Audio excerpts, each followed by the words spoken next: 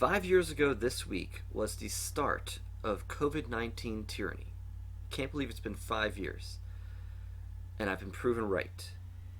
If you can see the tyranny and corruption in the response to COVID-19, then you can see the tyranny and corruption in LGBTQ activism. Hi, I'm Andrew Rodriguez, and welcome to Psycho Bible, babbling about psychology and theology. And what am I talking about?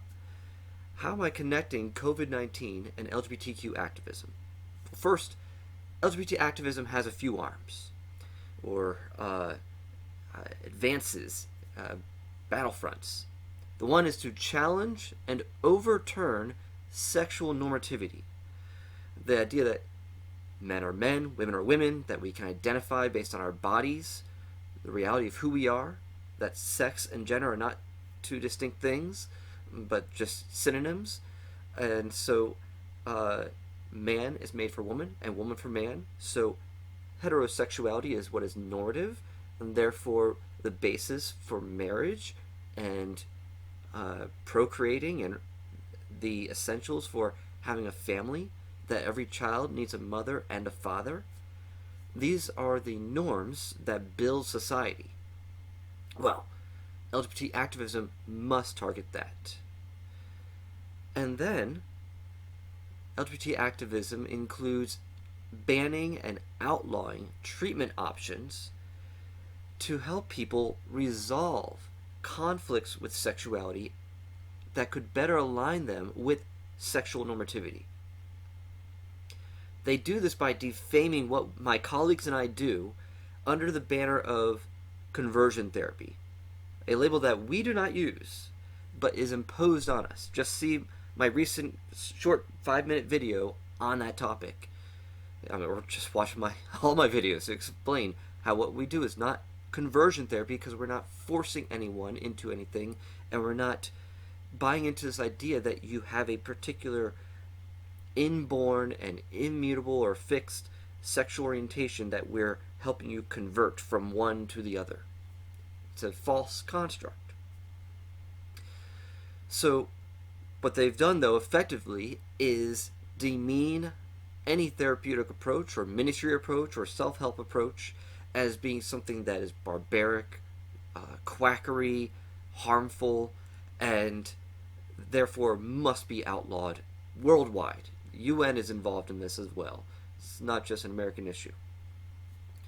So LGBT activism is all over the world, and once you outlaw any treatment approach that can help people resolve conflicts with sexuality and perhaps better align with sexual normativity, then you take a confused and vulnerable generation like Gen Z or Gen Alpha, which have rates of up to 40% in some statistical analyses of identifying as LGBTQ, and you cement them in LGBTQ through activism and through indoctrination, indoctrinating them through jamming the education system, media, just public consciousness with all things LGBTQ.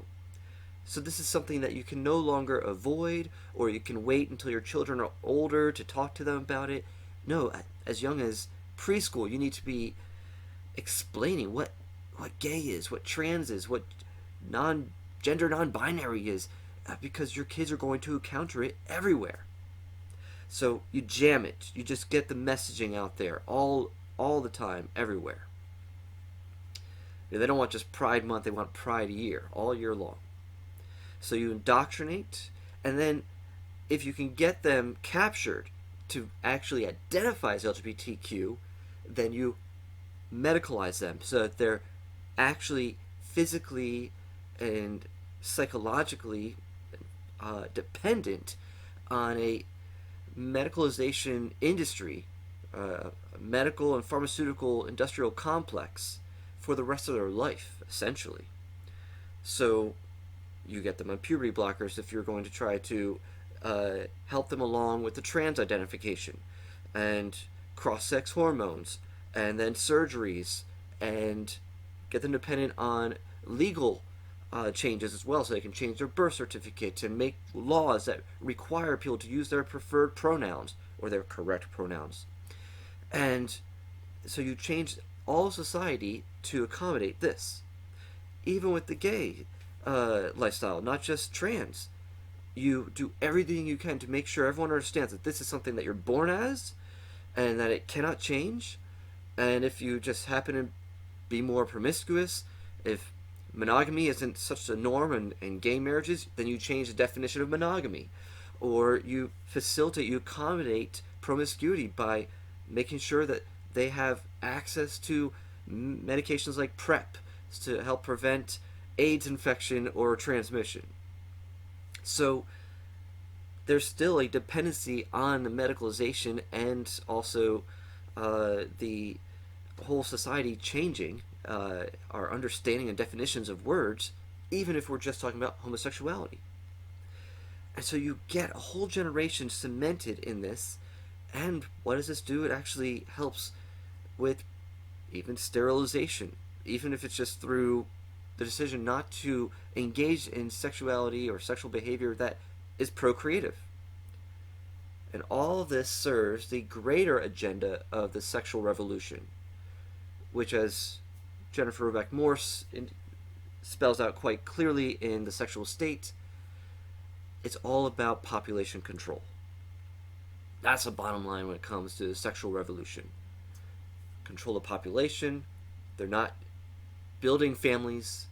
They're dependent on external factors like surrogacy and adoption and in vitro fertilization and designer babies in order to reproduce as non-fertile couplings. And so you take away the essentiality of a mother and a father for society, or at least you try to. You then make a whole generation that is dependent on a governmental system in order to survive. So that's the larger agenda with LGBTQ activism. It's just a subset of the larger sexual revolution. And you indoctrinate them as well through censoring any dissent, all while acting like opposition to LGBTQ is so pervasive and violent that it's an everlasting existential threat to LGBTQ identified people, but in particular to youth and children. So you censor any other options, any other voices. So they are literally coming after our children, as I've demonstrated in these earlier videos. So what does this have to do with COVID-19? Well, several months into the lockdowns in 2020, I made this particular video showing how these frontline doctors, these doctors who were voices of dissent, who said these lockdowns are unnecessary, that there are early treatment options like hydroxychloroquine, that we don't need to be doing lockdowns, that we don't need to be wearing masks, they don't help prevent the spread of anything. And the way that they were demeaned and pilloried looked eerily familiar to how I'm treated, to how my colleagues in ex-gay ministry and therapists who do sexual attraction fluidity exploration and therapy are treated, what they all call conversion therapy. So I drew the parallels between how we're responding to COVID and how we're treating these doctors who are not towing the line of the narrative, how they're being treated just like so-called conversion therapists. Being censored, being outlawed, and a lot of them lost their licenses and their ability to practice. Pharmaceutical companies were interfering with their ability to prescribe hydroxychloroquine. There's so much control over the narrative that they could not operate and just do good treatment, just like my colleagues and I just want to do. We just want to do good treatment. I don't want to have to be an activist and to have to fight bans and bills like we're seeing now. I'd rather just work with clients. But that's why, since that point on, my YouTube channel has been focused on the LGBT issue and on being an apologist for the therapy I do. There's so many other topics I would rather talk about, actually, if you watch my earliest videos, I did talk about a variety of things. It wasn't just sexuality. But the time is so urgent right now, especially with the news this past week that the Supreme Court of the United States is finally going to hear one of our challenges to one of these conversion therapy bans that are out there. There's a therapist in Colorado that has been challenging their ban against so-called conversion therapy for minors, and because we have a split decision in circuit courts, this is a case that needs to be heard and decided by the U.S. Supreme Court. And they've had opportunities in the past, like there was a therapist in Washington, Brian Tingley, and the Supreme Court refused to hear the case. But eventually they would have to, because when you have a split decision, they need to weigh in at some point. So finally they announced they're going to hear this case in Colorado. So this is what we've been pushing for, so the time is urgent for me to help people understand the tyranny of banning so-called conversion therapy, of banning therapeutic choice for clients who are having conflicts with sexuality and gender identity issues.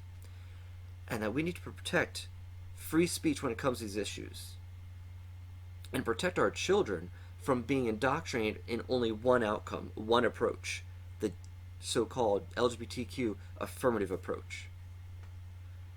So when we look at COVID-19, the way we've handled that, the way we've responded to it, the way we've treated the doctors who are voices of dissent, you can see, if you can see the tyranny in that, then you can see the tyranny and the corruption and how so-called conversion therapy is treated, in the way that LGBTQ is promoted. You can see the corruption and all that. And just to prove my point, after I made this video later in 2020, like about 3 years later, 2023 I think, YouTube decided to take down the video. It barely had any views. You know, I'm a small channel in general, but even that particular video didn't have that many views.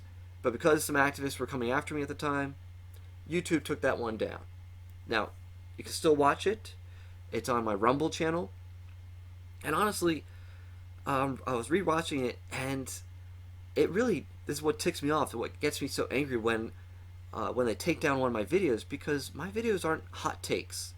I don't just react to whatever's in the news right away. Like you've heard me say before, I'm not responding to current events real quickly because I like to do a lot of research. So this was several months of research put together. There's so many citations in that video, so many points I'm bringing up because I was following this whole situation of COVID-19 so closely. So it's actually, they're just discarding months of work that I was doing, and that's really what pains me and angers me, because you can just treat it so dismissively. Not a big deal, let's just get rid of it because it doesn't go with the narrative. So that was taken down a few years after I first did it, and it just proves my point that voices of dissent are not allowed. And so you're only allowed one narrative to be promoted or just be heard. So, I was thrilled to see back in January Jordan Peterson interview Dr. Simone Gold, one of the doctors in that very video I made, one of the founders of America's Frontline Doctors. It's a very thorough, jam-packed interview going into her life, her professional career, her background, and her character, really establishing that she was well-educated, highly intellectual, well-learned. She was not just a medical doctor, but also a lawyer, one of the earliest, youngest doctors to graduate from medical school, and so very intelligent, very sharp.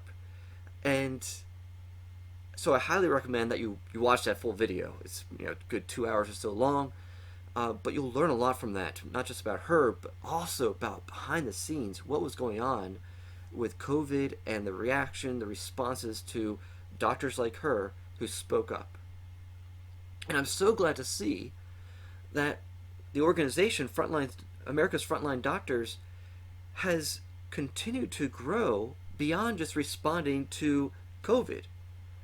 I mean, if it was just respond to how we were treating COVID, yeah, it would have probably wrapped up and closed up shop by now. Even though it's amazing, here we are 5 years later, and we still talk about COVID. I still see people wearing masks and freaking out about social distancing. Not that much like we used to, but it did last quite a while. I mean, just the fact that we went more than 2 weeks to slow the curve infuriated me. Just the fact that we closed down for 2 weeks, period, infuriated me. So, yeah, the fact that we spent pretty much all of 2020 and a large part of 2021 freaking out over this virus or whatever it was, this pandemic, shows that, yes, this is still a relevant topic, because that, to me, was just a test to see how compliant the population would be and how easily we'll let people just totally take away our rights. So America's Frontline Doctors has continued the fight for medical civil liberties in general. So as she explains here.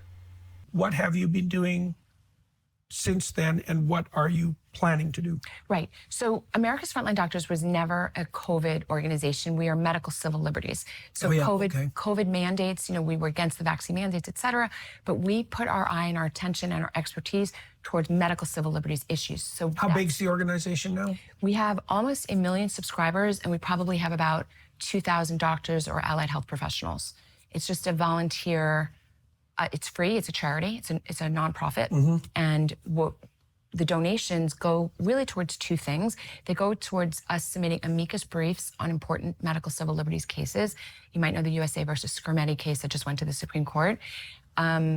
So physician licensure. Yes, I know about that case. There's the transgender is a big issue these days. And then also the other lane I speak up a lot on, America's Frontline Doctors, is on physician licensure and making sure physicians aren't losing the license for First Amendment speech violations.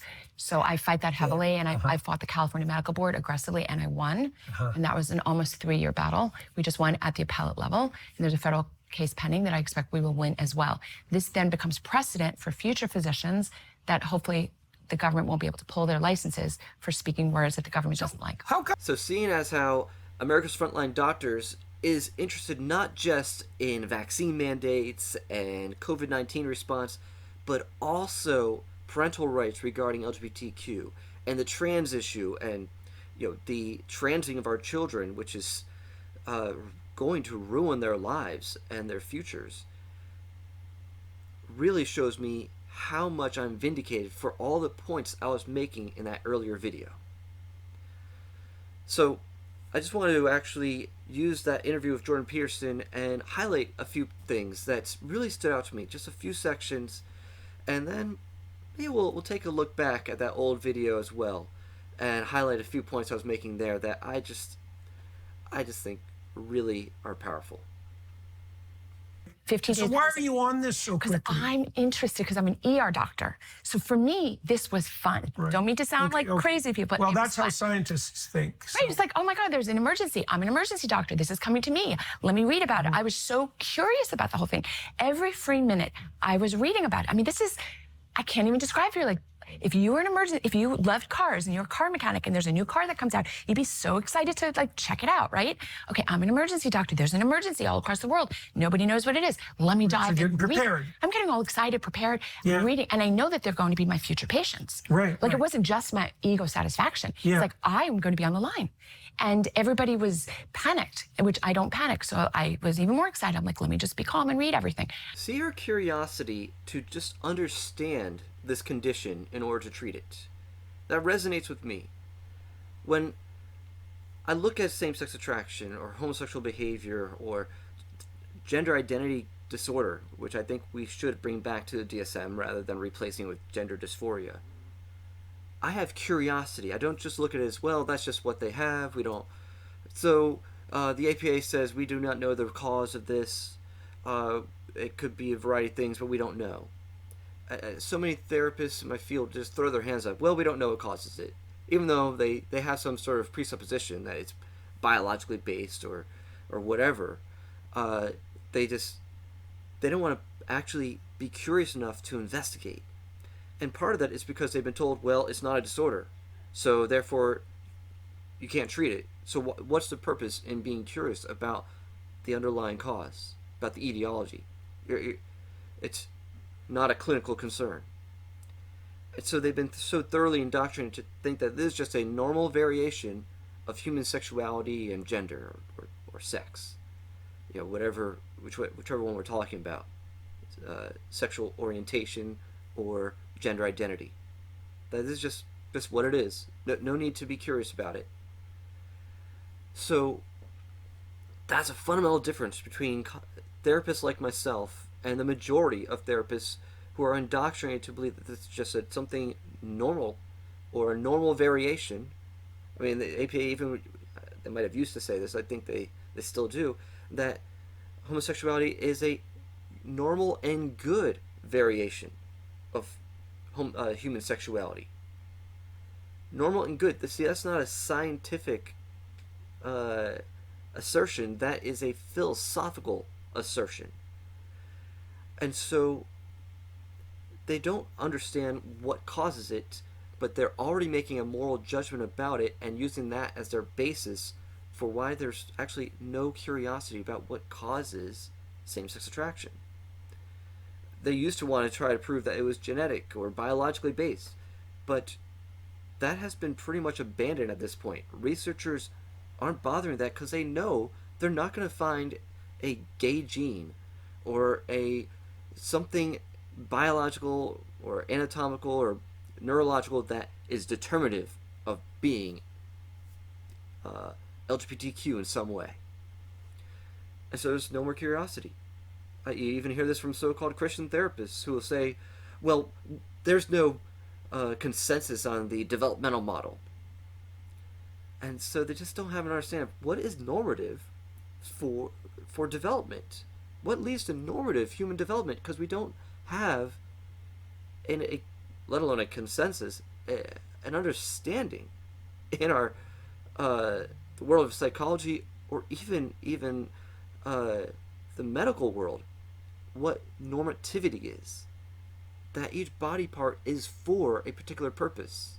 That we have bodies that are created purposely and for a purpose. That they have a teleology. There's an end for which each body part has.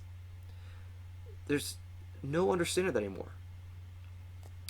So, anyway, I just want to point that out because that is what drives me. I have a curiosity, I've always had a curiosity about what causes someone to deviate so much from what is normative for them, from what God's design and intent is for them. So in March, when our country, I don't remember exactly when Trump said we'll do 15 days to stop the spread. It was March, I think, March of 2020. And that's also when March 15th or something is when he spoke out in favor of hydroxychloroquine. And the world turned upside down for me right then. So that's a really critical moment. Up until the day Trump mentioned... Because he was pilloried for that. Yes, I think it was March 17th he said it. So on March 17th, Donald Trump spoke in favor of hydroxychloroquine. Now, I had been talking to my peers for the previous 2 months. What do you think about hydroxychloroquine? Yeah. The response was, And I said, well, aren't you going to use it when you get your first COVID patient? And people are like, yeah, probably, I guess, I don't know. Incurious. Like nobody was reading, which I found weird. Okay, all right. And just see how her colleagues were completely incurious. So as a therapist working with people with same-sex attraction or gender identity confusion, I see this all the time. It's one of the main points I harp about in my videos. There's no curiosity in the mental health field regarding homosexuality and gender identity confusion. People just use this so-called sexual orientation or gender identity as their explanations for everything. And there's no curiosity about if certain therapeutic approaches can cause a change in sexual attractions. Oh no, that's anathema. Don't you dare try to use therapy to try to change someone's attractions or change their so-called gender identity. But if we're just curious, if we're just truly scientific, we have true scientific inquiry, then we'll just be curious to see, well, is this something that is mutable? Something that has at least plasticity? It might be relatively stable, but are there interventions that can be used to help incrementally or in some way help someone adjust in their sexual attraction templates their sexual arousal templates, their sexual identity or gender identity. Can't even explore it. There's no curiosity about it. In fact, if anything, it's shunned, just actively discouraged, or you will lose your job if you do this type of work. Heck, we'll get into that more, of course. And there's no curiosity about if gender dysphoria can be just treated with sound psychotherapy rather than propagating the disordered thinking.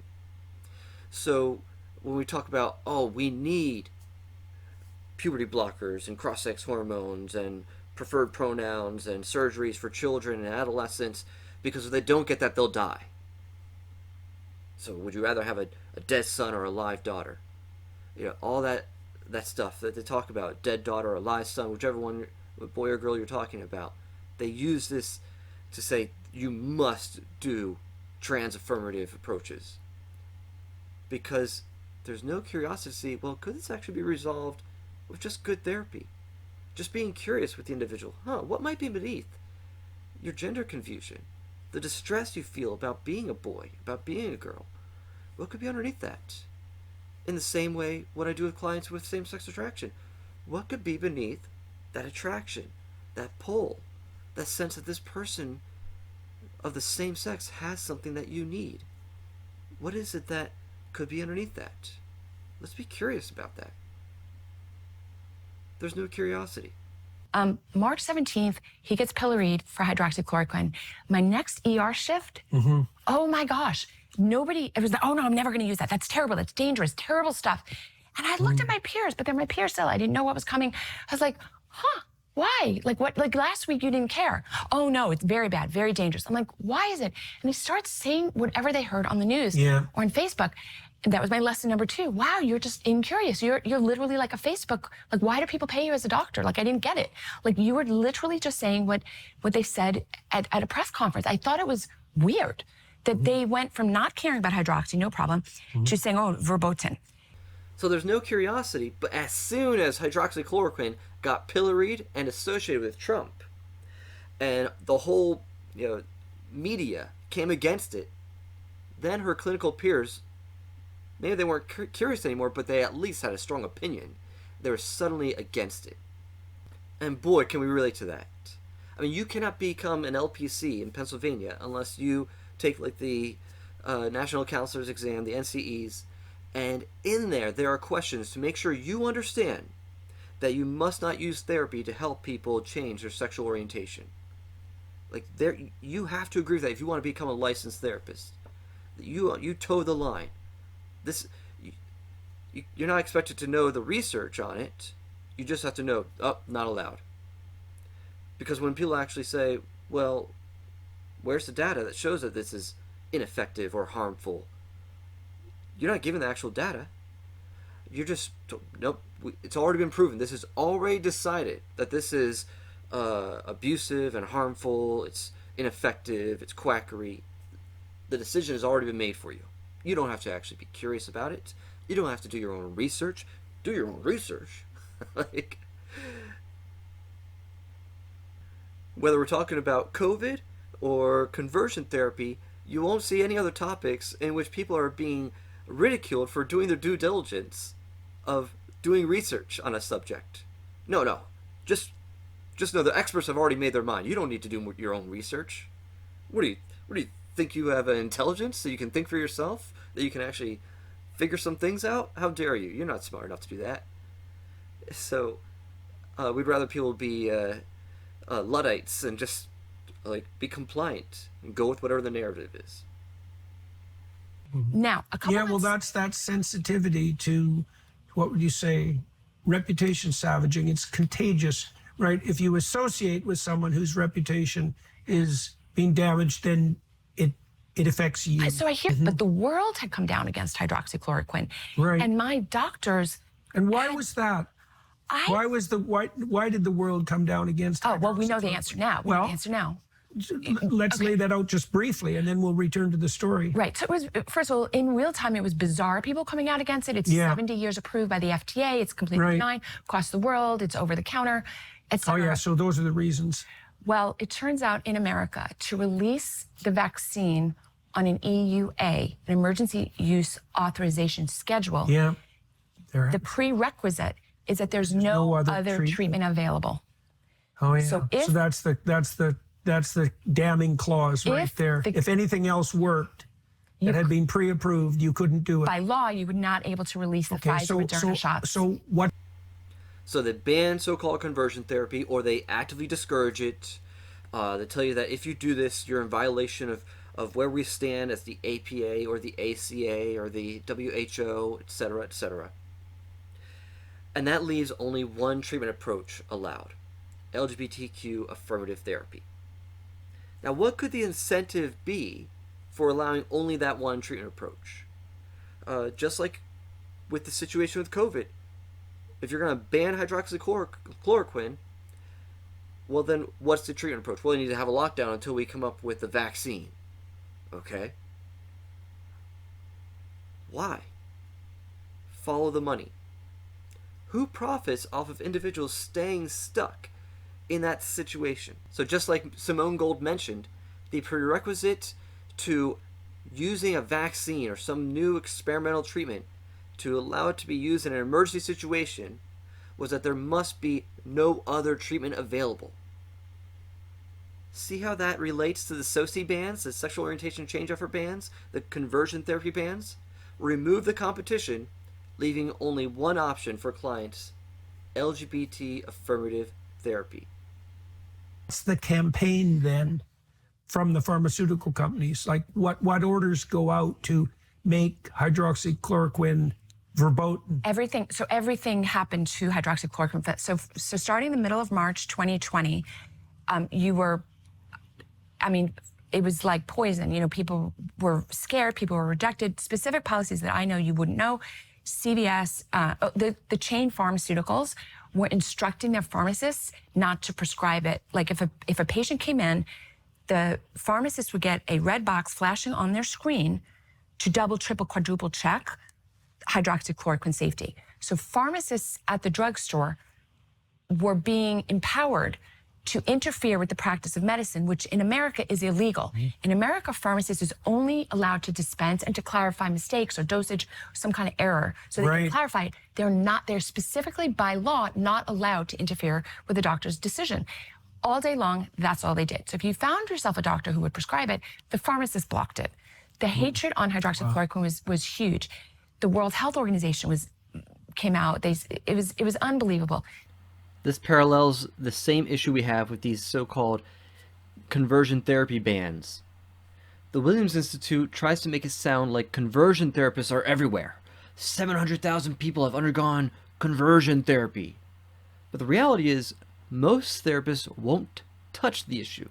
They will not help people explore change in same-sex attraction or even gender identity confusion. We're actively discouraged from doing that in graduate school. So it's hard enough to find a therapist willing to work with you on resolving unwanted same-sex attraction or gender confusion, let alone one that's well-trained and competent. But just like with the pharmacies blocking access to hydroxychloroquine, the SOCE or conversion therapy bans get in the way of clients obtaining the type of therapy that would be appropriate for them. Appropriate because it aligns with their value and their worldviews, and it honors their right to self-determination. This is when I really learned how bad the science was. I'm sure you're familiar with the Lancet article that was retracted, or maybe not. We have different worlds. Lay it out. So Lancet is one of the 3 most famous medical journals in the world. And so if you say you're published in the Lancet, that is just career. JAMA and British Medical Journal? I would say those are the exact, or New England Journal of Medicine. Yeah, And then maybe JAMA would be 4th. Yeah. But it's like number 1, number 2 in the world. You don't get published in JAMA by accident. It's utterly impossible. There's committees, there's layers of very hard. It's very hard. I mean, and it takes a long time. Years, and you have to be, you've coming from a prestigious university, and there's a team of people. And so I just want to be crystal clear, you cannot be published by accident in the Lancet. You have a team of researchers, you have a team of researchers who are approving it, you have an editorial board that's doing it. And those are career-making publications. Totally. You got published in the Lancet, you could then go off and be a professor, associate professor, et cetera. So this Lancet article comes out saying that hydroxychloroquine was, unsafe and ineffective for COVID. And the headlines from this Lancet study went all around the world. Everybody who was paying attention at the time read that study, and all of a sudden it was considered poison and terrible and awful. But independent researchers looked at the study and cried foul. It didn't make sense. The numbers of people they had in the study were in the tens of thousands. I think they said they had 60 or 70,000 people in the study. I'm not certain of the number. It crossed like 5 continents, hundreds of hospitals, and everyone's scratching their heads. They're like, how did we not hear about this study? And how did they compile data from all over these geographic locations in different languages in different countries, like so rapidly and da-da-da. So the independent physicians who became America's Frontline doctors raised their hands, published online. They said, this doesn't make sense, and they complained. And so the Lancet got a little embarrassed. The Lancet goes to the authors, and they said, show us the data, show us the proof. They could not prove it was authentic. They had no way to prove it. And the Lancet had to publish a retraction. I think it was only about 3 weeks. So kudos to the independent doctors who called foul. The Lancet had to retract it. Wow. I've never in my career seen that, where the Lancet terrible. retracted. That's it never happens. Yeah. Now, Sadly, regarding the COVID issue, the Lancet had better integrity than the journal that published the 2020 Blaznic et al. Study claiming that SOCE causes suicidality. Because when independent researchers, like Paul Sullins, looked at the raw data and saw that the suicidality preceded the reported SOCE interventions, and the suicidality was actually lower after SOCE, the Blaznic study was not retracted, and it should have. Because that study blatantly lies and says that SOCE causes suicidality, when the raw data actually showed the opposite. do you think that the headlines from its retraction made worldwide news? They did not. Let me tell you what happened from the original Lancet study. The World Health Organization and studies all across the world on hydroxychloroquine's effectiveness in COVID were halted. They said, oh, you've got to stop doing them. It's very dangerous, ineffective. It was almost impossible to restart those studies again. It interfered. So, and the other thing is that the damage was done. The reputational damage to hydroxychloroquine was complete. Forevermore to this day, people think it's unsafe. Definitely. And that was what it was. And I witnessed this in real time. I'm watching. So what's the effect on you? So, well, I was the most, just on a personal level, I couldn't believe that my peers, who were more than capable of learning all of this, I was no more sophisticated than they were not paying any attention, and they simply followed the headline du jour. That's it. Oh, today, when the EUA for hydroxy was authorized, oh, we can use it today. And again, I said to my peers, what changed today? And they'll literally quote Facebook or a press conference. And so I learned that doctors were not curious, and I didn't understand why patients are paying most doctors, because you could get this stuff right off of Google, right off a committee hearing. And it was very demoralizing. And what we see with hydroxychloroquine was that the reputational damage was done. It's cooked. Just like the damage to sexual attraction, fluidity expiration, and therapy is done, what they label conversion therapy. And yet, with this reputational damage done, there was never any prospective experimental research showing that safety is ineffective and harmful. It's just, you say that mantra, you just say that lie adamantly and often enough that it must be true. They say it's true. The APA say it's true. The ACA says it's true. The World Health Organization says it's true. So who am I to dispute them? It must be true if they say so. When all the research they have that supports their claim that is harmful is all retrospective, it's not experimental, it doesn't actually test what people's well-being was before experiencing some form of conversion therapy or safety or SOCE, and then see what their well-being was afterwards. The only prospective studies we have are ones that actually show that it increases well-being and can assist in aiding people in sexuality change. That would be the Pela Sutton study from 2021. And we even have other research, such as Paul Sullins, that looked at the generations data that from the Williams Institute that is so often used to say that 700,000 people have undergone conversion therapy, and these are people who are extremely suicidal. Well, he was able to look at the data and show that the majority of them were more suicidal before their experience. Even though this was a retrospective survey, even then they still have the data about when were they suicidal and when did they experience some sort of intervention. And the suicidality decreased afterwards. But is that what you're told? No. Actually, it's the opposite you're being told, because the research is being fabricated or just actually manipulated and lied about. So, despite there being no prospective experimental research showing that therapy for unwanted same-sex attraction and gender identity is ineffective and harmful, the damage to the reputation of safety, or so-called conversion therapy, has been so decimated that you can't speak about it without being shunned automatically. The good part about the internet was I found many, many other independent doctors online. Yeah. And we all came together and we said, we've got to speak up about this. This is just terrible. We didn't know how because we were very censored. Anybody who put anything about hydroxychloroquine, if you had the word hydroxychloroquine in a tweet, you were taken out. So you'd find creative ways of writing. You'd write initials, people would get it, but you couldn't do it. But we, one by one, we found each other. That was Twitter, Facebook, same problem? 100%. It was worse on Facebook than even Twitter. It was everywhere. But we all had a burning passion to say the truth, the independent doctors. So we found each other. And I would say maybe there was 100 that we found just all over. Just people who just like me could not be silenced, couldn't stand it. She had an undying passion for truth, for getting the truth out there. I love that. I can relate to that. That's what motivates me, what drives me to risk, what drove me in the past to risk academic suicide when I was in grad school. And I spoke up, and it got me pilloried and kicked out of my graduate program 4 weeks away from graduating, because I had years of experience working with guys leaving homosexuality. And so I dared to share about that and be open to working with clients who want to work through same-sex attraction. That got me removed from my program. Yeah, long story short, I did graduate from there. But that's also, it still continues to motivate me to risk career suicide by continuing this YouTube channel.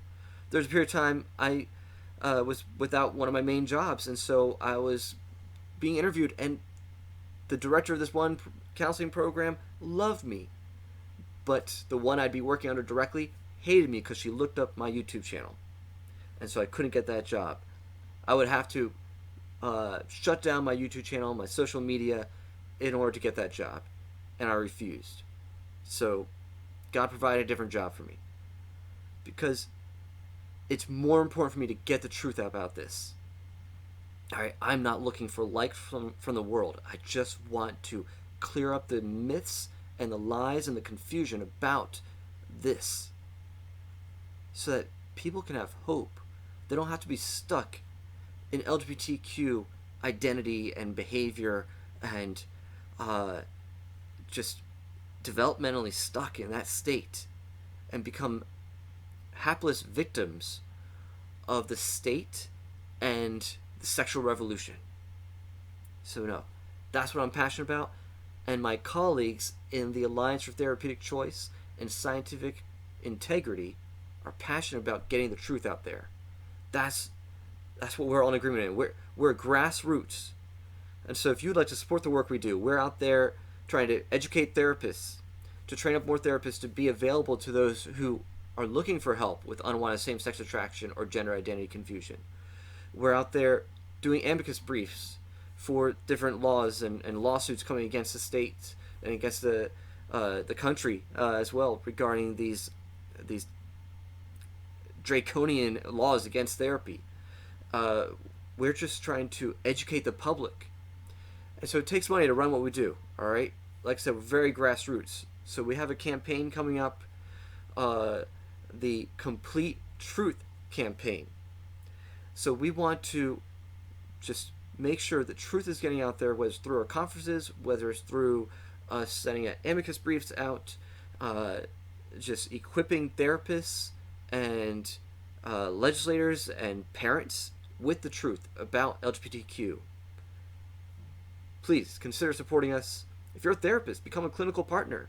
If you just want to be a partner in some other way, we have just general community partners. If you just want to support the work we do, there's different perks that come with that. If you're a therapist, you can become part of our clinical discussion group every month. There's past conferences that you can have access to. We have our archive that you'll have access to as a partner. So there's a blog you can engage with, forums you can engage with. You get discounts on our conferences. So get the word out. Join us. Now is the time. This is a critical stage that we're in. This is what we've been fighting for years, and now this is a critical moment for us, and we need help with the final push. Like I said, we do not have the coffers that the LGBTQ lobby has. We don't have millionaires backing us. We have no major donors. We don't have thousands and thousands. We don't get USAID, okay, as we'll get into. We are grassroots. We're supported by just regular people who just want the truth to get out there and for there to be therapeutic choice for those who want it. We're not out there trying to impose our worldview on others or to force people to do our type of therapy that we offer. We just want there to be options for people. And so I said, we've got to speak to the American people. And I also know America is the world.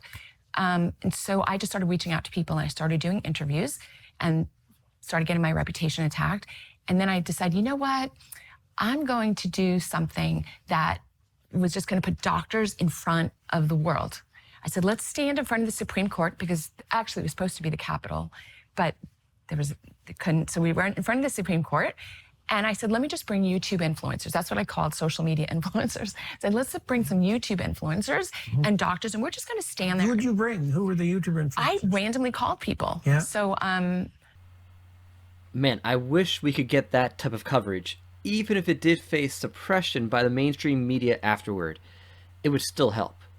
Instead, we get Mother Jones and Religion News Dispatch reporters sneaking into our conferences to write hit pieces about us. So, even though I have a small platform, I'm doing what I can to get the truth out. Coincidentally, 2 days after the White Coat Summit, there happened coincidentally to be a big tech hearing in Congress, and Zuckerberg was in the hot seat. And Congressman asked Zuckerberg, why did you take down this video of doctors? Yeah. And he says something like, well, it's dangerous disinformation and we're looking out for people. And I remember being shocked. Yeah. Zuckerberg knows my name and is talking about me. It was very surreal. And everybody asked me to be on the media, and I did a lot of TV shows. And I also got fired from my jobs. I was working I was working 2 ER jobs. Yeah. One was in this more conservative area. The other was, which I don't talk about so much, I was working for a Native American hospital. I would go down once a month for once a week, and I would live on the Native site and work with the Native population. And I told you earlier on that that's kind of where my heart is, just to help people. They were very appreciative people, and they both summarily fired me. And what was the reason? It was very clear. I got a text message from one, which I still have, which says, they loved me, by the way, loved me. And they said, I appeared in an embarrassing video, so I couldn't work there anymore. That was the exact wording. I appeared in an embarrassing video. Mm-hmm. Wow. Mm-hmm. She was called a quack and lost her jobs. Dr. Gold, I can relate to that. Back in 2019, I had to leave my office job that I worked at for years while I worked part-time at multiple counseling practices. It just got to the point where I couldn't do it all. So I left my office job, where I was in the billing department of a major counseling practice, in order to find a new clinical job. And I was interviewing, and this one counseling practice where I would have been working in the schools loved me, the director loved me, but the one I would have been working directly under, she looked me up on social media, she saw my YouTube channel, and hated me. She called me barbaric and disgusting, and she refused to work with me. So I would have had to taken down my YouTube channel if I were to do that type of work. And I refused. So I missed out on that job opportunity. But God provided. I ended up getting a job at a clinic working with people who are mostly on Medicaid and just they don't have many other options. So I was working there. Really enjoyed that. Got a good variety of experiences. But I was there for a while, to the point where the vaccine was starting to come out. And the head of that program said, if you don't get the vaccine, even though at this point we were all virtual, just doing telehealth, and there was no discussion of us going back to being in the office. But the director of the program said, if you refuse to get this vaccine by this date, then you will lose your job. And I refused. But they kept pushing the deadline back, so I didn't get fired yet. But they threatened to fire me, even though when our recent audit happened, I was one of 2 therapists who got commended for having the best charts. I was doing excellent work for my clients there. I was well regarded, but because I refused the vaccine, and I didn't have what they considered justifiable reasons to refuse it. I didn't have a doctor's note. I just, on the grounds that, no, you don't have the right to tell me what to do with my medical decisions, especially with taking an experimental vaccine. I don't even like to call it a vaccine because it doesn't include an actual strain of the virus to inoculate you with. So it's the jab. I just call it the jab. I didn't take the jab, and so they were threatening to remove me.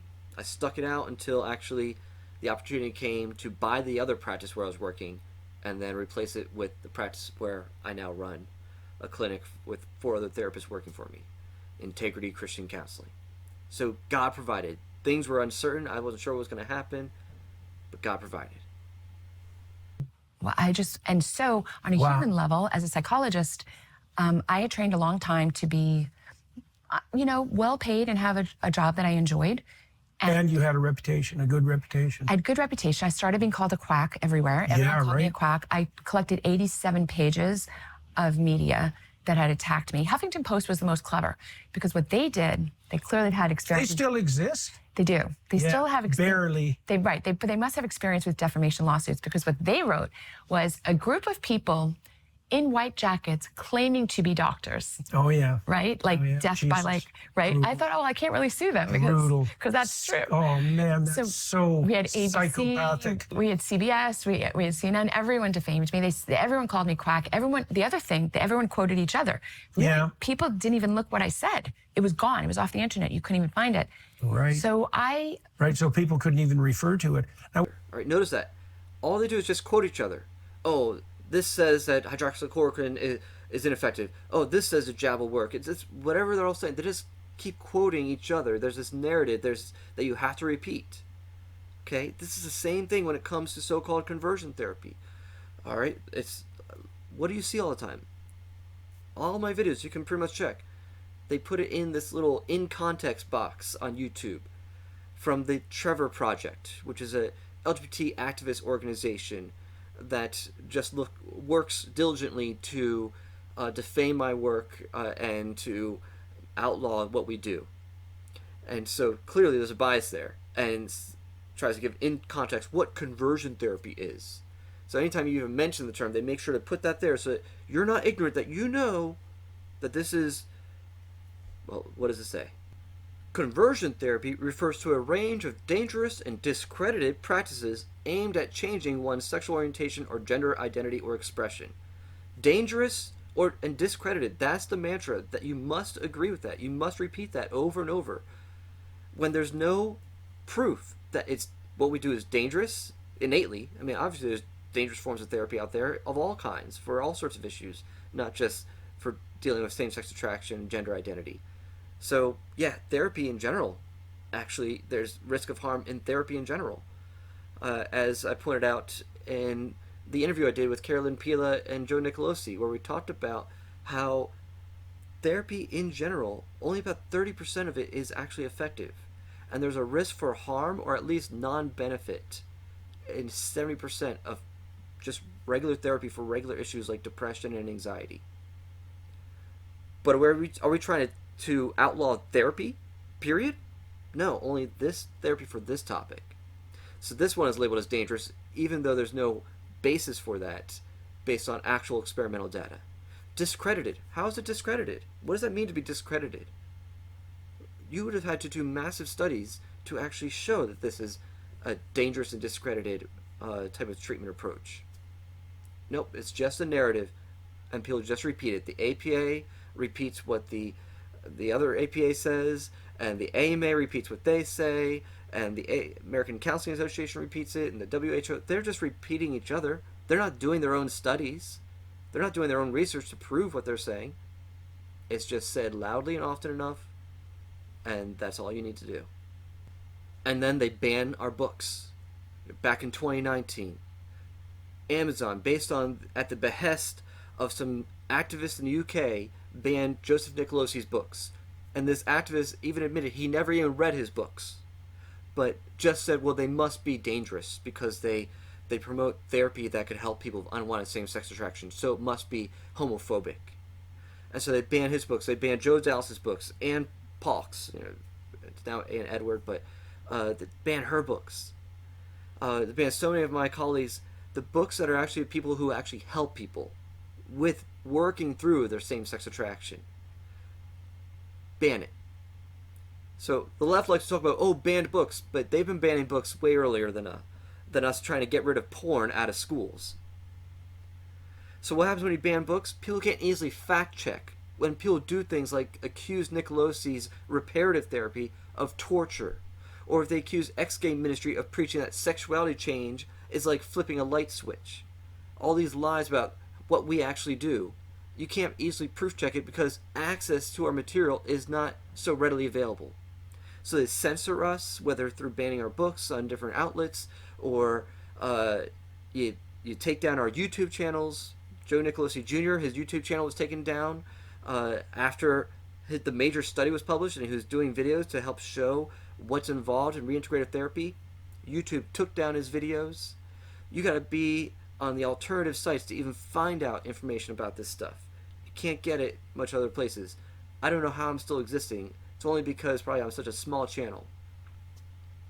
So when I realized that I was fired, it was scary. I didn't know how I'd support myself, but I was very busy. The whole world descended on me. Everyone on the conservative side wanted to interview me. I had made a decision, though, at that time to spread my message. And so in my mind, I said, I will speak to any large group that will have me. That was a decision. Okay. And about 2 weeks later, somebody called. Many calls. I did as many as I could. Daystar called me. I don't know if you know them, but they are a Christian television network. And I said, am I free that day? Yeah, I am. I'll go. And it turns out they would fly me down there and put me up in the hotel. And I was like, wow, that's so nice. I wasn't even used to that. And I show up and I discover it's a very big Christian organization. They would laugh if they heard me say this, but I'm Jewish. I didn't know. I never heard of them. But I had made a decision. I'll go to anybody who will have me if I can. Right. I'll talk to people who will listen. So I'm sitting there and I'm being interviewed by them. And in the middle of it, something like clicked, and the stars of Daystar, the lambs, turned into their camera, and Marcus Lamb said, we want you to donate to Dr. Gold, she said something very nice about me, and goes, and we are going to match every dollar that you donate. And I went like this. I mean, you could see on the air, I was like really stunned. And his wife, who's co-hosting, said, no, he doesn't do this for everybody. Like, I had no experience. I was like, huh. And then I went about my life. And I'm doing this, that, and that talk. And about a month later, I got a check for something like $179,000. And that's why I was actually so moved and touched by her story. Here she is. She's not a Christian. She's Jewish. She's invited onto a Christian talk show, Daystar. And they just poured out Christ's love on her.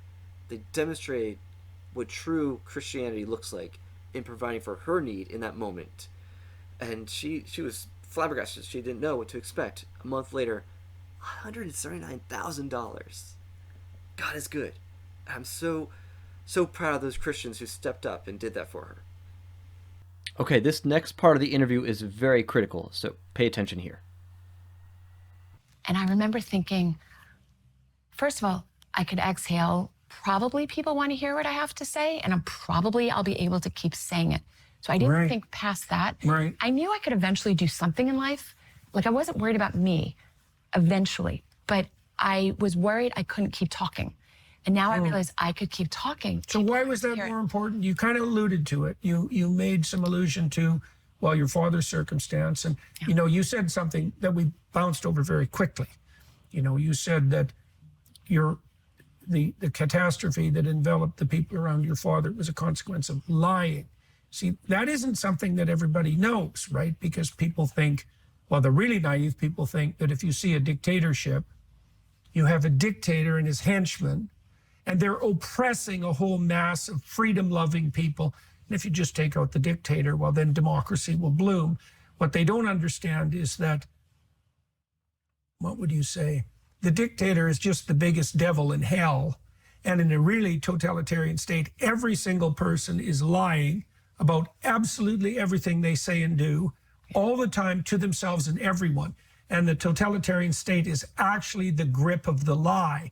The dictator is just he's the face of the lie. That's all. Correct. But every time someone in that totalitarian state lies, they're participating in their own demise. In Solzhenitsyn detailed out, I thought this was so remarkable, that there were nowhere near enough committed communists to run the gulags. The prisoners had to run them. Mm-hmm. Right. There's a totalitarian state for you. It's an inmate-run prison, and the prison is lies. Right. So why did you know that? That is a great question. I found it more difficult to live with lies than anything else. Nothing else mattered. Why? But speaking the truth. I think living in lies is sucks your soul, sucks your energy. You're depressed. You can't wake up you wake up, but you don't really want to get out of bed. There's no reason. There's nothing to do. For me, living in lies, I might as well be dead. No, it's worse. It's worse than death. That's hell, eh? Hell is worse than death. Every time someone in the totalitarian state lies, they keep the system going. Yes. For example, when it comes to the trans issue, I've been saying this whole time that this whole thing ends when enough people just refuse to keep going along. Oh, I'm really a boy when clearly that's a girl. When men can enter women's spaces, and men can dominate female sports, and can enter women's prisons and them because they just identify as a woman. That stuff goes on because we have chosen to just go along with it, even though I know the majority of people don't actually believe it. But we think we have to be polite, so we go along with it. I mean, because they'll kill themselves otherwise. So we've been manipulated into going along with a narrative that we know is false. And it has created this totalitarian state where our speech is controlled, where therapeutic options are controlled, where the education system is dominated by LGBTQ indoctrination, where churches are scared just to speak up and speak the truth about God's plan for sexuality and sexual morality. Even those who actually have the freedom to speak up don't, because they self-censor now. They're so scared of being rejected by the world. This is what happens when you go along with lies. Right. That's a hard thing to understand. I had to. But I'm very curious about why you knew this. It's very telling, because that makes your willingness to seek opportunity and your desire to be able to keep speaking, that explains why that's paramount. Now, the reason I'm making a case of that is because, well, I don't know how many physicians leapt to your side, but I've seen how many psychologists in Canada have leapt to mine, and it's basically zero, right? Zero is a very low number. And so even though what has been done to me, although not particularly successfully yet, could easily be done to psychologists, and they're all being compelled to lie in Canada, as are the physicians, but people won't speak up. So now you did, and you wanted to, and you put that before even your concern about what you were going to do economically after your jobs disappeared. Okay, so that's weird, right? And you tied it a bit to what had happened to your father, but I don't understand how you knew this. I just can't imagine why you would want to live in a perpetual lie. I can't even think of anything harder. Short-term gain.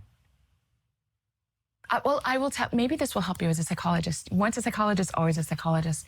I was never particularly interested in things that were faddish. So for example, I didn't care about fashion, which is something girls usually care deeply about, because I always knew it was just a form of peer pressure. I'm not saying it in even a negative way. I'm just saying I wasn't moved by it. It didn't influence me. So all of those things that made me different, doctor, lawyer, Holocaust daughter, curious, not susceptible to the whims of fashion. It never, and I also wasn't a person who lived very grandly. So would I be able to get by? I mean, my income was really good. My plans for myself when this happened, the reason I was working 2 ER jobs was I was going to work really hard for 2 years, then I was really going to back off. I was saving a lot of money. It's not like I'm immune to earning money. But all of that went by the wayside if I had to live in a lie. There's just no, it's not even a close call. Right. I mean, Right. No, I And I do, it's probably somewhat of my nature, but the nurture element, you can teach as a parent how dangerous it is to live in lies. I mean, it's true, my background was Jewish, but people think, Hitler just happened and it just, just happened. No. There were a lot of lies to support like people. hundreds of thousands of them. Yeah, but I remember, one that I remember as a little girl is a lot of scientists were back in Germany were measuring Jews' heads, and they determined they were different size and different shape than Aryan heads. And I remember saying to my dad, well, that's weird. Like, why didn't the scientists, they couldn't have found that because it's not true. And I remember thinking, that's so odd. I think I learned that when I was 10 years old. I'm like, well, that's so odd. Like, why didn't the scientists say anything? Like, were they just writing false numbers in their papers? Like, what were they doing that they allowed them to conclude that the circumference of the head was different amongst Aryans and Jews? And I remember thinking, that's hell. You're right, it is hell. It's not death. It is hell to live in a world where you can't speak. The First Amendment exists not just so you can hear what I have to say, but humans have a need to speak truth. They have that need inside of them. So it's both, if they're not if they haven't corrupted their soul. Right. But a baby growing up until you've, a North Korean child learns very quickly she can't speak. But if you grow up in relative freedom like we did in Canada and America, you have, I think, an inborn human need to speak and be heard. And all of a sudden, nobody was speaking truth. Humans have a need to speak truth. And that's why these therapy bans must ultimately fail. They outrightly violate the right for not just the therapist, but even the client to speak truth. Just like Jordan Peterson used to say in his earlier videos, to just think, to think critically, to think through an issue, you need free speech. You need to be able to just speak freely, to explore something. But when we put a limit on what can be talked about in the therapy room, because, well, that's conduct, that's no longer a free speech issue, that's professional speech, and so therefore we can regulate it. Well, that limits then the client's capacity, one, their autonomy and their right to self-determination. And so you are then imposing on them a worldview. If you're not allowed to talk about this from this perspective, but only from the gay affirmative or trans affirmative perspective. So you're limiting their speech, and then you're imposing speech on them, a worldview on them. Because free speech is ultimately about what you think and what your worldview is, how you see things. And clients need to be free to explore that. When I'm working with a client and they're still struggling with, how should I understand this issue? I don't go and preach at them and tell them what to think. I give them the space to explore it, but I also offer alternatives in a honest disclosure approach. I don't impose it on them. You have to agree with this or else I won't work with you. No. If you want to know my opinion, I'll share it. Have you considered these options? Let's explore it. Let's show some curiosity. And good therapy does that. You help challenge people's assumptions or the ideas that they're mulling around. You help them sort of pick at it and explore different ways of viewing it. You do it tactfully.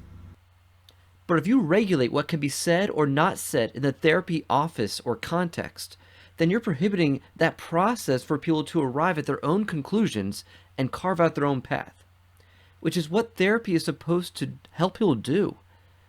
What I do in therapy is actually to help afford people greater freedom, not limit them more. And that's what LGBTQ does. It limits people. It puts people in boxes of sexual orientation and gender identity and prohibits them from being free to explore a different path. Actually, true freedom, according to the Christian perspective, is to be who God created you to be. I know you didn't know hydroxychloroquine is safe, but if somebody said to you, water isn't wet, you would say, and that you had to say that, you'd be like, I'm not saying that. I'm like, that's what they said when they said hydroxychloroquine wasn't safe. They were telling me to say water's not wet. How am I supposed to say that and wake up every day? Well, I felt the same way about Bill C-16 in Canada. Exactly. Like, I have to call a woman a man. Right. Well, maybe I would just to be polite, but I have to? It's like, a law. no, I don't think so. What do you mean have to? So in May of 21, they start saying that they want to bring the shots out to the kids. Now, this is horrific. Why? Because kids were not dying from SARS. In fact, by the CDC's own numbers, children... Well, it still says on your Wikipedia page that you're spreading misinformation about the fact that children don't die from COVID. And yet they don't. And that's very well established. Very well established. What, it's as risky for a child as the typical cold, I presume. Yes. And guess what? Kids aren't dying or killing themselves because of so-called conversion therapy, or rather from professional therapy for sexuality conflicts, whether we're talking about sexual attraction or gender identity. There's a lie right there. Those are basically the numbers. And what, the average person who died from COVID had like 5 major comorbidities and was older than the average age of death.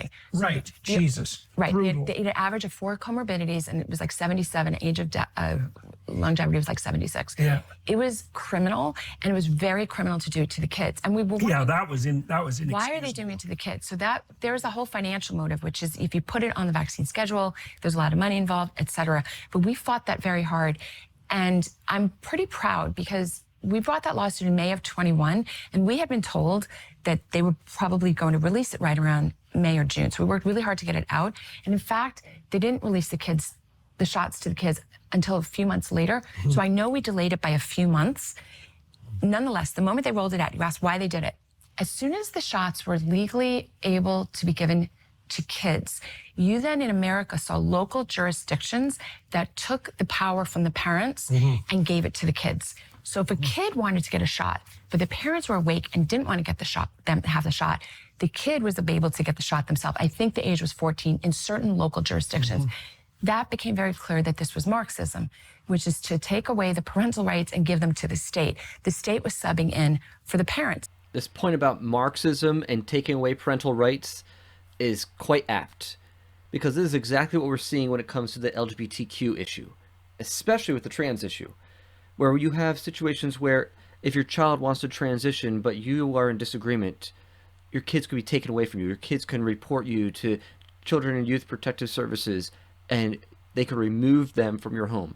Where in certain states or even countries, you won't be considered for being a foster family or parent or adoptive family if you're not trans affirmative. But then we have sanctuary states where if your parents aren't trans affirming, then you can go to another state and the state will protect you from your parents and get you the trans affirmative care, trans confirming care that you are demanding, and your parents can't do a thing about it. The state is literally stepping in and becoming the new parent and essentially kidnapping children from parents. This is insane, and it's only justified if you think the state has more rights to your children than you do. That is the state's job to care for your kids, not yours. The state is meant to empower parents to raise their children well, not to use parents as stewards of the state to just do whatever the state wants with the children.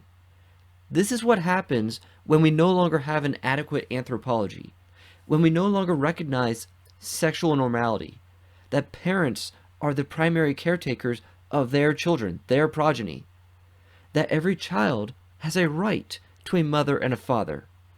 When we remove that norm, then it can be whoever is available and has enough power can be the one who can take care of children, i.e. the state, the sexual state. That about wraps up my commentary on the Jordan Peterson interview with Dr. Simone Gold. So here's the comment that I left on Peterson's channel. Quote, I teared up at the part about Daystar TV. God is so good. I'm grateful those Christians rose to the occasion and represented Christ well. Dr. Gold, I remember that first video with the other doctors quite well. I commend your courage. I would love a conversation with you myself. Unquote. Well, about 4 weeks ago, I was in Grapevine, Texas for the National Religious Broadcasters Conference. It was spur of the moment. I didn't even think I would ever go to this conference, but my friend Linda Seiler was supposed to be there, but she had another conflict that came up, so she gifted me her registration. So thank you so much, Linda, for that. And so I was there with other members of Restored Hope Network, Ann Edward and Gary Ingram and Melinda Patrick, and so it's a good way to connect and schmooze and make connections for your podcast and get interviews, stuff like that. And so we're just walking around. I'm hanging out with Ann Edwards. She's introducing me to different people, and we just happen to go to someone she's trying to introduce me to, but I see that this person she's going to introduce me to is actually talking to Dr. Simone Gold. So I was not expecting to see her there, and so I got a copy of her book, The Plot Against the Kids, and got to speak with her briefly. Anne is with me. She's giving her other different doctors and medical professionals to talk to, especially about the trans issue, trying to get her connected more. And I just had a brief moment to share with her about how I had previously done a video on the connection between how clinicians like her were being treated and how it parallels how clinicians like myself are treated. And I had her ear for a little bit. I don't want to jump to too many conclusions about how sympathetic she was, but for that brief moment, it seemed like it was a good conversation, but then her handler came and shooed me away because there was more people who wanted to get their photo with her. So here's my very awkward photo with her. I wasn't smiling quite right there, but it was an honor to meet her. And so who knows? Dr. Gold, if you ever see this video, I hope we can have a fuller conversation. And because with your work with Frontline doctors protecting medical rights, civil rights, then I hope you can see the case I'm making here. That the way we respond to LGBTQ and therapeutic choice for people who actually want to explore other options than a LGBTQ identity or life deserve the right to obtain that type of therapy. And children should be protected from harmful medical procedures, cosmetic and hormonal and otherwise. Okay, this video has gone on long enough, so if you want to bounce right now, I won't blame you. But if you want to stick around for some bonus content, I'm going to show some clips from my previous video from 2020 that YouTube removed, and just some parts that I really think are really poignant and add a little bit of commentary. So, at the risk of going too long, let me just play a few moments from that older video, and so you can see just how much I am now vindicated, especially after watching Simone Gold's interview with Jordan Peterson, and hearing her share the behind-the-scenes stories and what was really going on in the medical community. It verifies so much of what I was saying in that other video, what I was finding out in my own research. So I felt such an immense sense of vindication. So part of me as I gloat a little bit about that, and also really want to drive home some of the parallels that I'm talking about in this video. So watch the full video. Please go on my Rumble channel, watch the full video there. But here are some clips from the vault, okay? So whenever I say conversion therapist, please imagine that with scare quotes, because that is not a term that those of us in this field actually use ourselves, and we largely reject it. I've gone into this in other videos, but most of us in this field would prefer just to say we're therapists, and we're helping clients with the issues they bring up. If it's unwanted same-sex attraction or homosexual behavior or gender confusion or gender nonconformity or gender dysphoria, then we just say, this is the issue I'm helping the client with. So I'm helping the client with their own goals. If that makes me a particular type of therapist should be considered a separate issue. But we just consider ourselves therapists and counselors or ministers.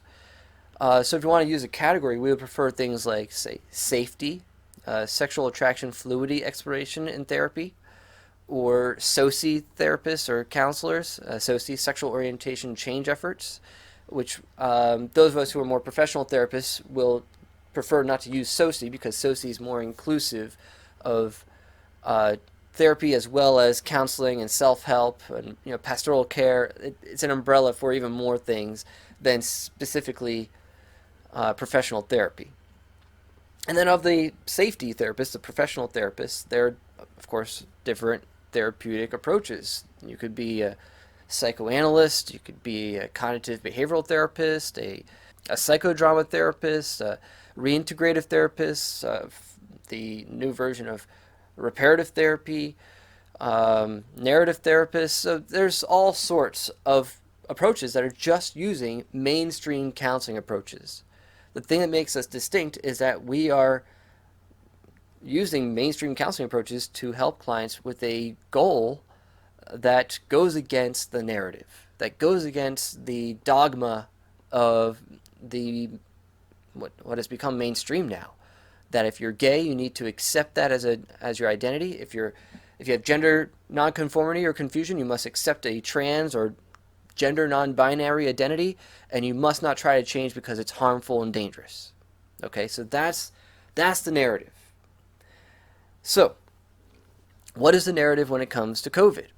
Well, the narrative that is being pushed is that this is the most lethal, it's an existential threat to all of mankind, that if you contract it, you will almost assuredly die, or you'll spread it to others and they'll die, and originally they were counting on millions of people. What was about 2 million they're expecting in the US alone. And so they've catastrophized it. Catastrophe means that you take something that is bad, but you make it absolutely intolerable. So, yes, I would definitely agree this was a pandemic. I would say more of a multi-site epidemic more so than a pandemic where it's like equal across the board every location. But still, we would agree, yes, it was a real thing. But was it as bad as everyone was saying? The narrative makes it sound like this is the worst thing ever, even though the data is showing that it's like 99.96 or 97% recoverable, and that it's those with compromised immune systems or in their twilight years who are the most vulnerable. Those who die with just this condition and not any comorbidities is very low. It's like 9% of the deaths. Don't quote me on that. I have to double check that figure. But it's very low. So the narrative is that this is the worst thing ever, and the only way that we can get through it is through social distancing efforts, through lockdowns, people being sheltered at home, shutting down businesses, pretty much decimating the economy, and waiting for a vaccine or some other therapeutic that is new and hot off the market and produced by one of the major pharmaceutical companies. So, if that's the narrative, then that means any sort of conventional medication that is readily available and inexpensive, such as hydroxychloroquine, is going to go against that narrative. It's not going to be one that we can accept because it would be used in a way that could help bring people assurance and not help maintain the level of panic that the narrative is propagating. So, what is the narrative when it comes to LGBTQ and so-called conversion therapy? Well, for years we were told that 10% of the population is gay. Now, this is a myth from Alfred Kinsey's research, because he primarily was basing his research off of prison inmates and sex offenders and prostitutes. So, of course, there's going to be a skewed sample of those who behaved homosexually, and then people try to extrapolate that to the general population, when historically, it's only been about 2, maybe 3% of the population was identifying as gay or was experiencing same-sex attraction, at least primarily. Okay. Then, in the past 10 years, we've been told non-stop that gender and sex are separate things, and that they're both social constructs, and the sex binary isn't even real. This doctrine has thrown both partly my own generation, millennials, and Gen Z and Gen Alpha into a sexual identity crisis. So that now we have some statistics showing that about 40% of these generations, 10% of millennials and about 40% of Gen Z, identify as LGBTQ in some way. And then we have this narrative that there's an existential threat to this substantive population, a population that is already victimized by our cis heteronormative society, the boogeyman of conversion therapy.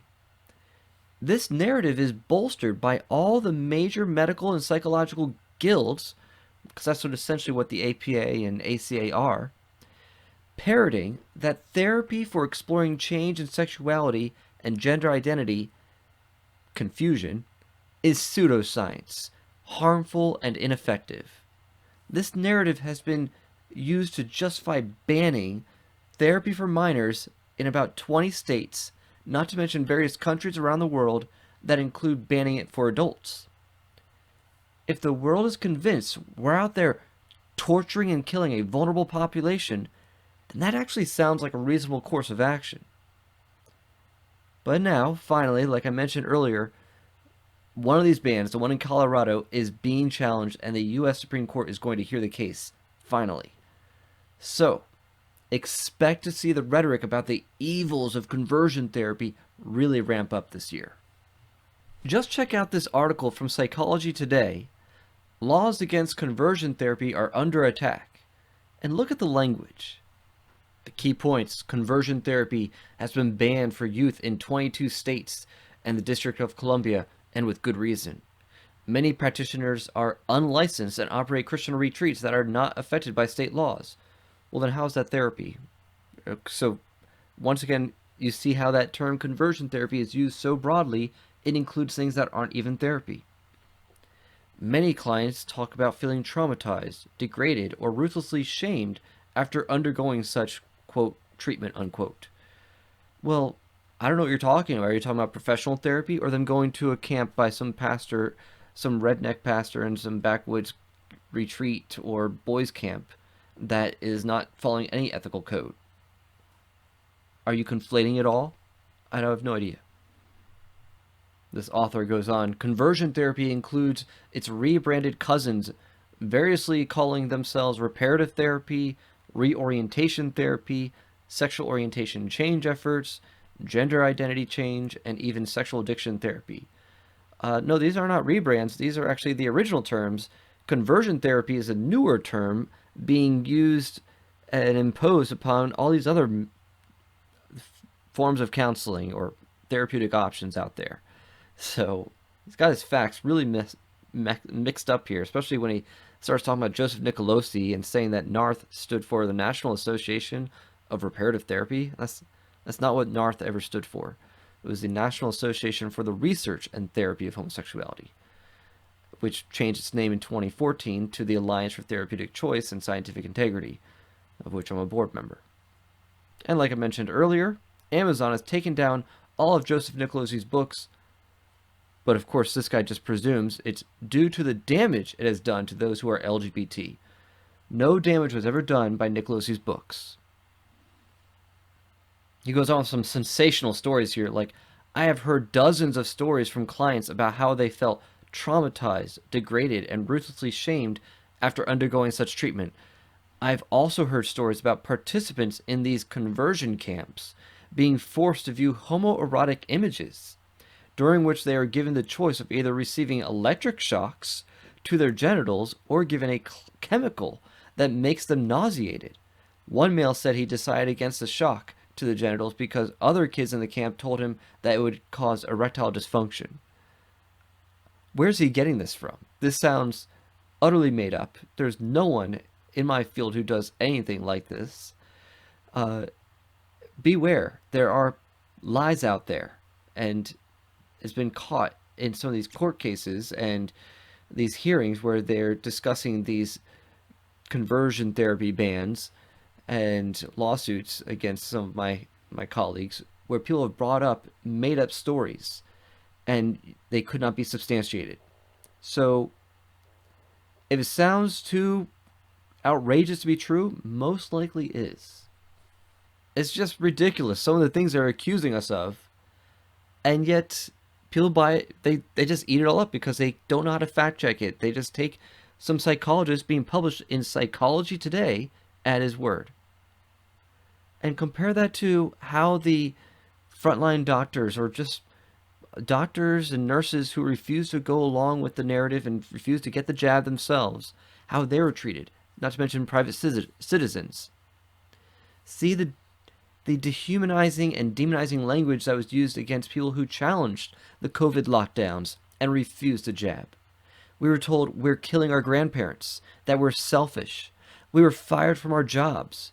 People argued that if you didn't get the jab, then you should be denied medical treatment. Which brings us to the next thing that these doctors are subjected to, these frontline doctors, is now they are ridiculed by the mainstream media, and they're painted as quacks.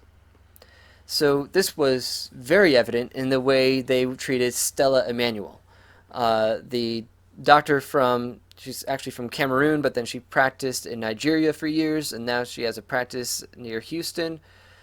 And notice the attack against her.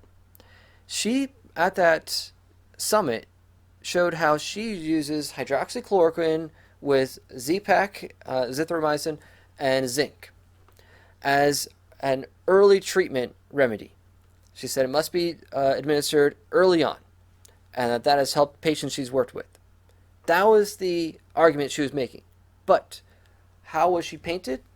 As some crazy person because of her other videos on her ministry page, because she's also a minister, and because she does a lot of work dealing with the demonic, dealing with what she calls incubus and succubus spirits that she believes contributes to different sexual disorders and dysfunction and sexual pain disorders and infertility.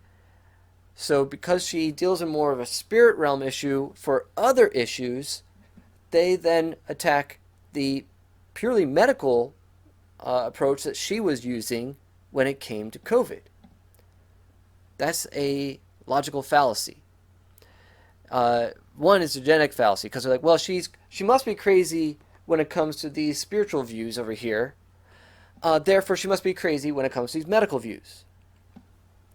And if you actually study logic, and this is what bothered me, is when I saw former classmates of mine from Valley Forge, and even one of the professors there, promote this genetic fallacy.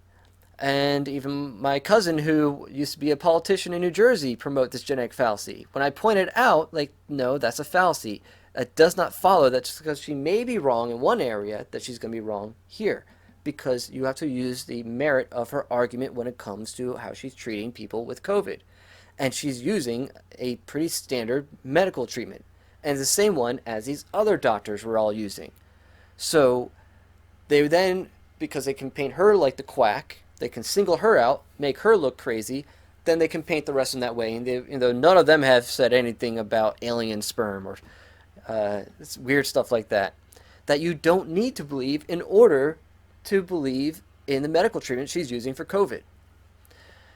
Also, notice the hypocrisy of the people who were attacking her, who were mostly on the ideological left, who's all about critical race theory and about multiculturalism, attacking her cultural perspective on various issues and her experience, not factoring in that maybe as someone from Africa who might have actually seen some very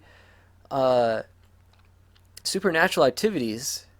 If you know missionaries in more African and South American parts of the world, you'll notice that they will have very acute encounters with the supernatural.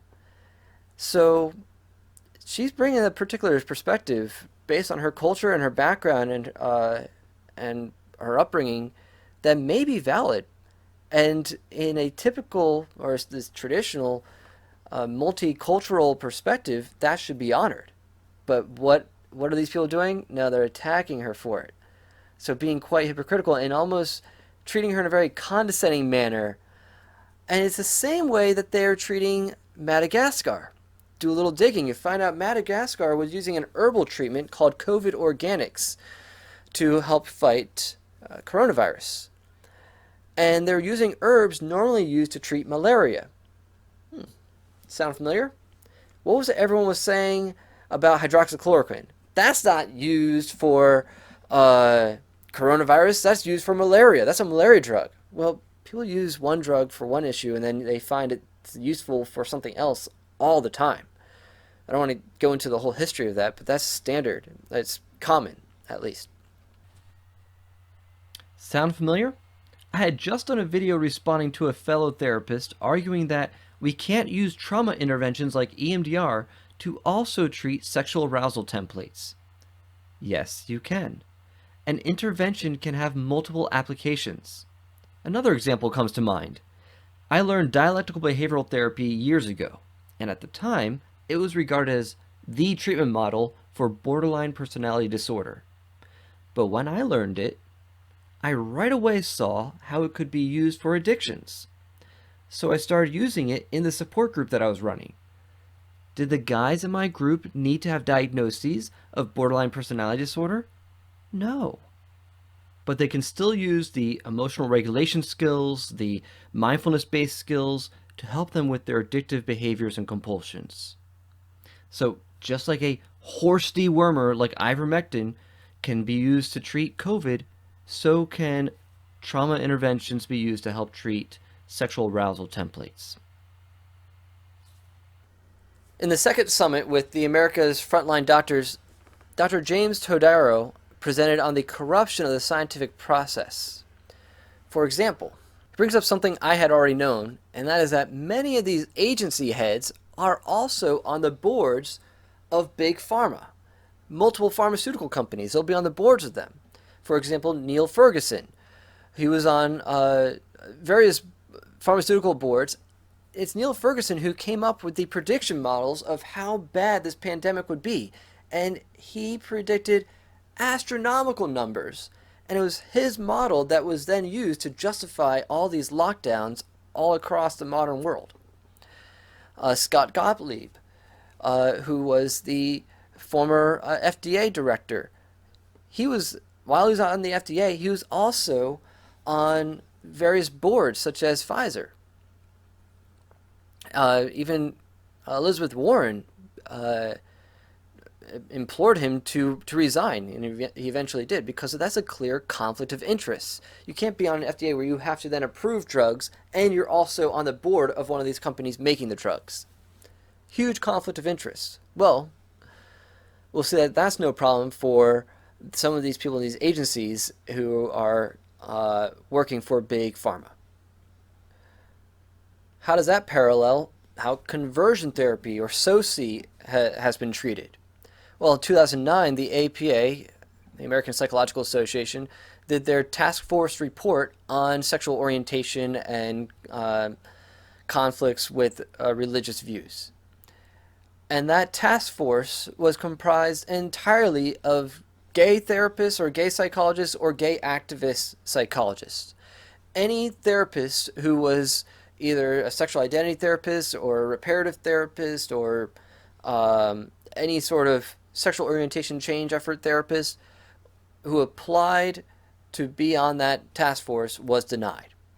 So of course you had a task force composed entirely of people with a conflict of interest and with one point of view already determined, that any counseling designed to change orientation, whether talking about attractions or behavior or relationships or identity, is harmful and ineffective and ultimately just at the very basic level just offensive to them personally.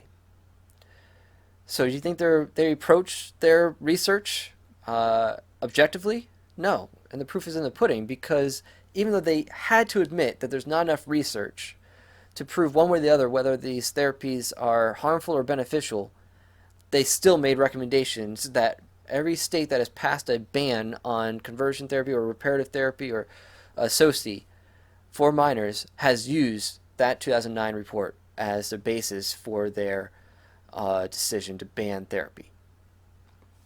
So, you see the same tactic being used in both cases. And now we have a growing research base showing the effectiveness and safety of sexual attraction fluidity exploration in therapy. We have the Pela and Sutton 2021 longitudinal study of reintegrative therapy participants. The recent Nicolosi and Sandula study of the use of reintegrative therapy on sexually arousing memories. Paul Solin's articles showing that suicidality is decreased for those after experiencing SOCE therapy, even when their therapeutic goals were not met. And a study with Paul Solins and Christopher Rossick showing both evidence of benefit and well-being improvement. And yet, do you hear about any of these studies in the mainstream media? No. Instead, we are getting our studies rejected or retracted after being peer-reviewed and published. And not because the research was faulty, but because the conclusions contradict the narrative.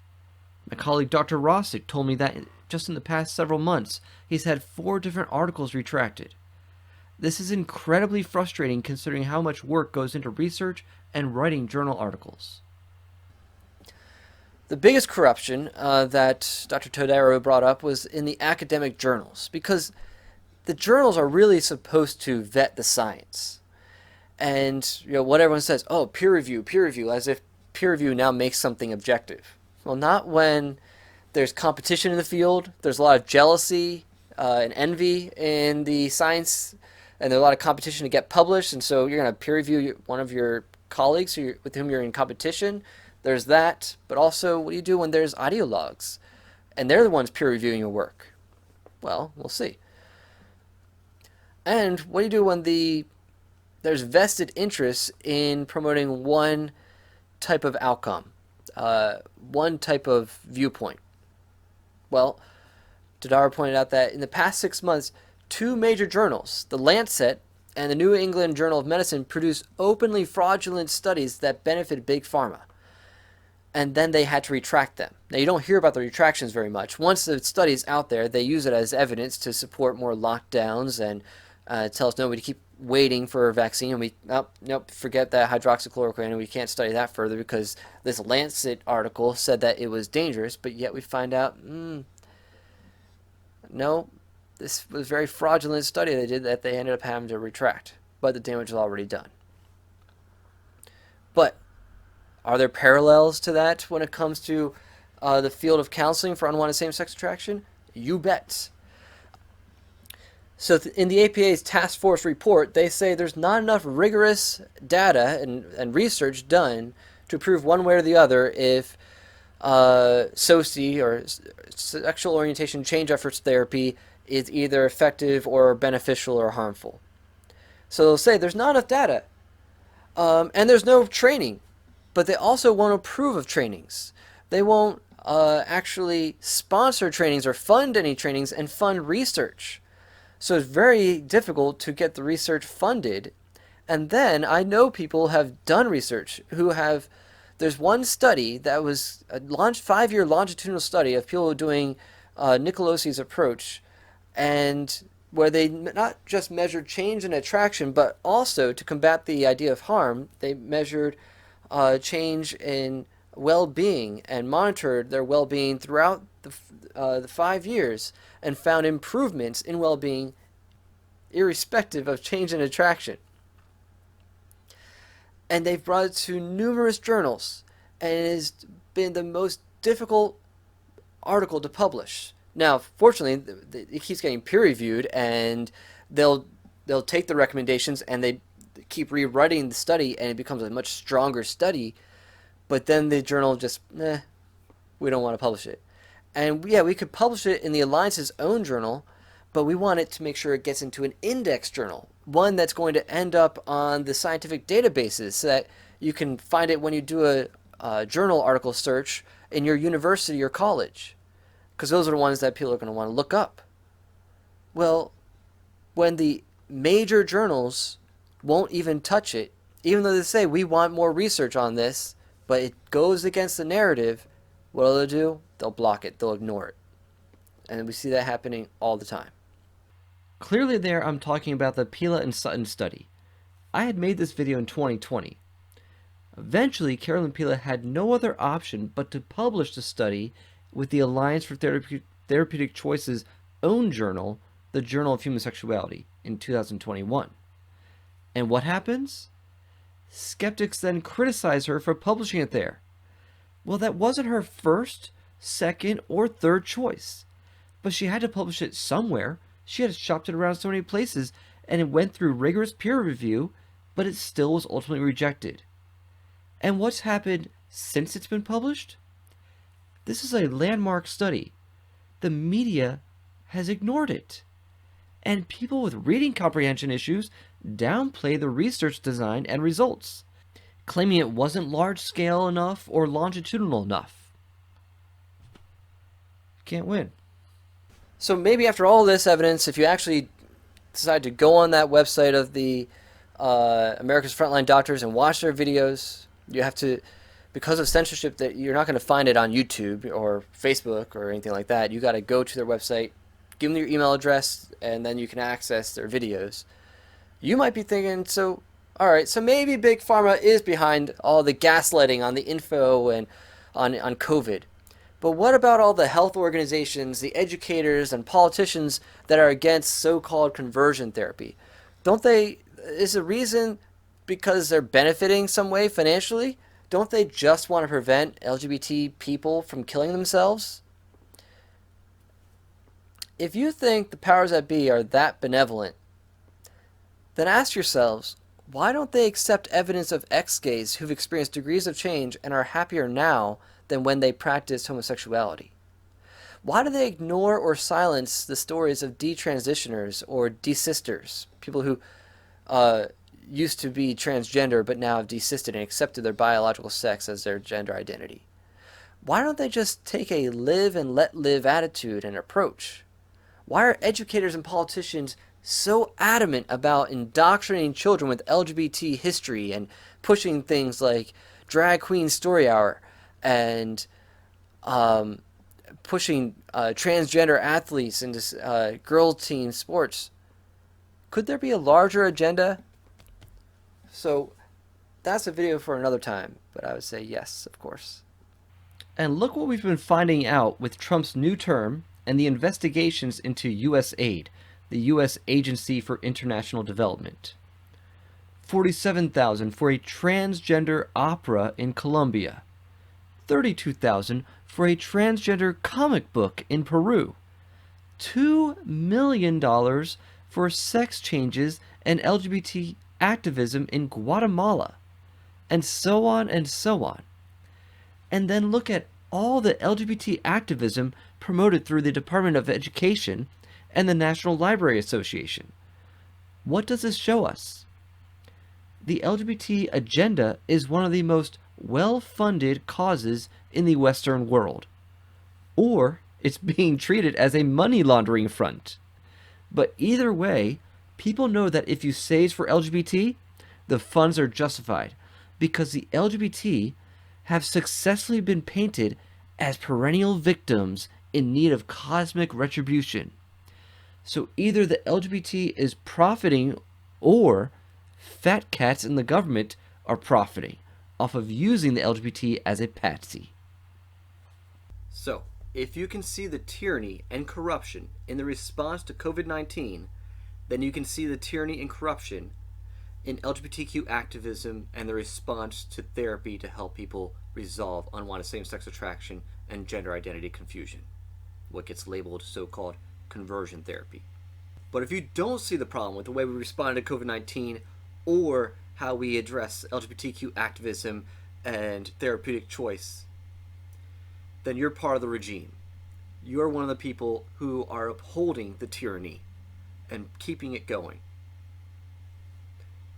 So I hope that isn't you.